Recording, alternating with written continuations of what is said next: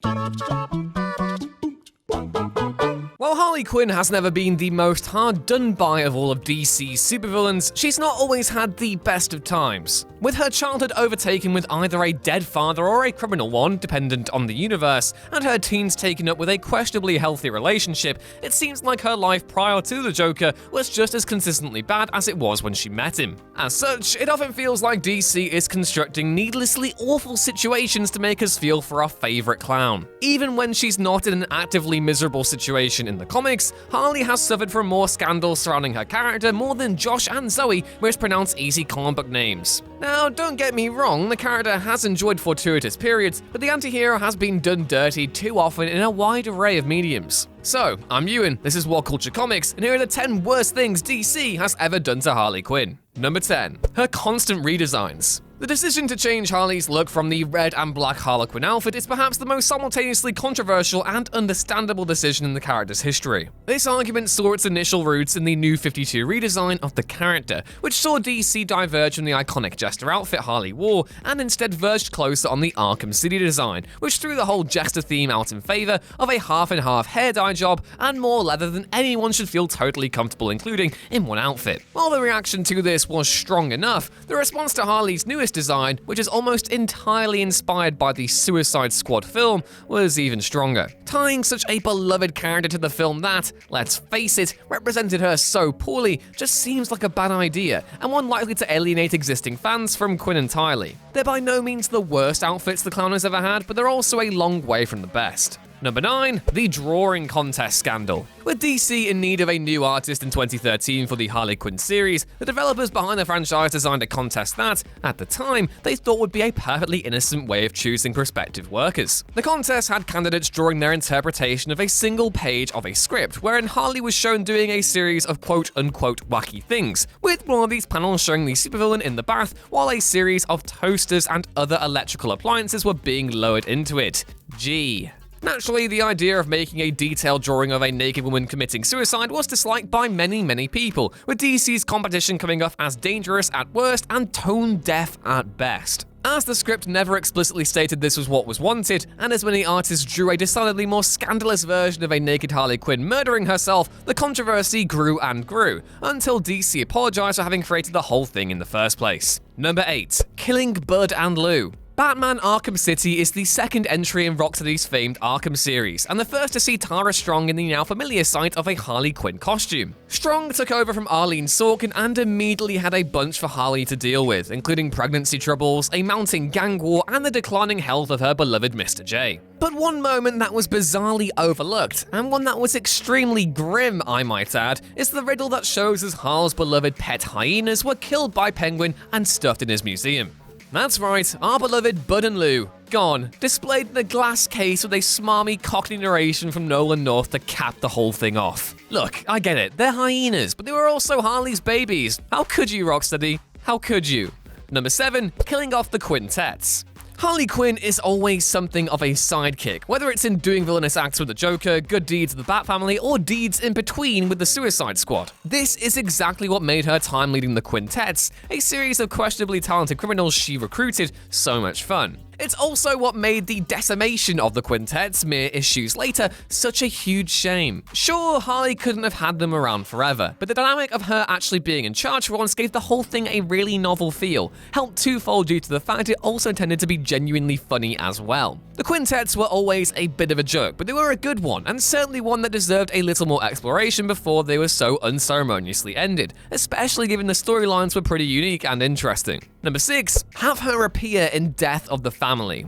As if the entire assorted nightmare fuel of the rest of the Death of the Family series wasn't enough, it included a scene between Harley and the Joker that would be impossible to read on a full stomach. Dear God, I've just had lunch. Oh dear God.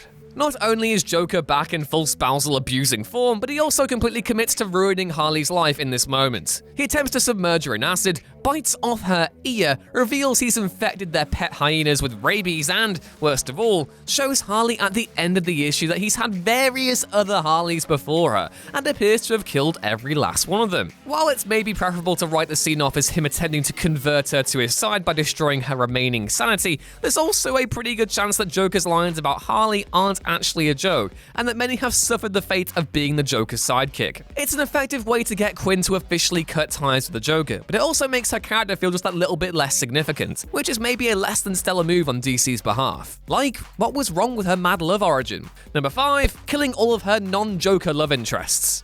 Comic love interests are destined to die. It's pretty much a fact of the industry and one that gets me every time. Between Guy Copsey, Mason Macabre, ooh, very nice, and even bigger names like Deadshot and Poison Ivy, being romantically involved with Harley Quinn is essentially the kiss of death to any character's physical well-being for at least the next volume of comics they appear in. And this does make sense. After all, Joker and Harley are most recognizable as a twisted couple, and it makes logical sense for DC to maintain that relationship as a result. See our essay on comics and the status quo for more on that. However, with Harley moving further and further away from just being considered the Joker's partner, it might be time to give her someone else to have a relationship with, or at least to stop brutally murdering and maiming everyone who tries. Number 4, making her a hyena.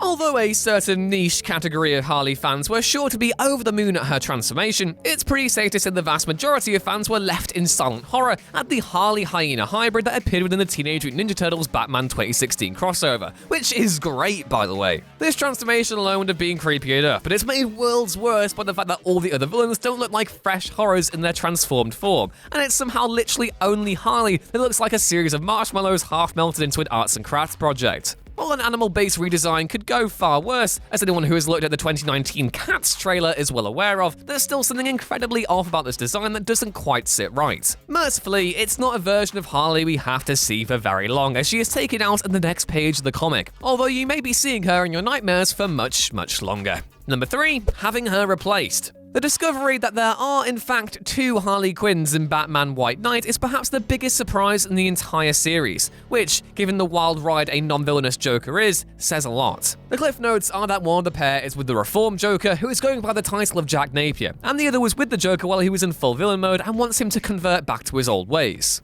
There are positives to this scenario. For example, Harley's disses directed towards her new self are clearly jabs at the new costume and character developments that the character has had in recent past, which you're sure to get a kick out of if you kept up to date with the character. But it also adds some fairly needless complication to the plot, while also implying that Harley is a replaceable character, which seems pretty harsh all in all. Number 2, giving her 2 butts. In a single shot of the 2017 Batman and Harley Quinn film that you'll never be able to get out of your head, no matter how much therapy, the artist decided to venture where no man had gone before, and accidentally gave Harley Quinn 2 butts in a single panel. It basically cuts her butt into 2 sets, and neither look quite right, making the whole thing more a case of body horror than booty honor. I mean, it's clearly not done on purpose, as the whole thing can likely be put down to a very tired artist accidentally drawing a divide both at the top and bottom of Harley's cheeks. But the fact it's definitely an accident only makes the whole thing even funnier. Did nobody spot such a glaring error? Or was everyone just trying to not sound like a pervert? We may never know. Either way, in the DC animated universe, Harley now canonically has 2 butts. Look, I don't make the rules, folks. We're all just living in a post-2-butt Harley world.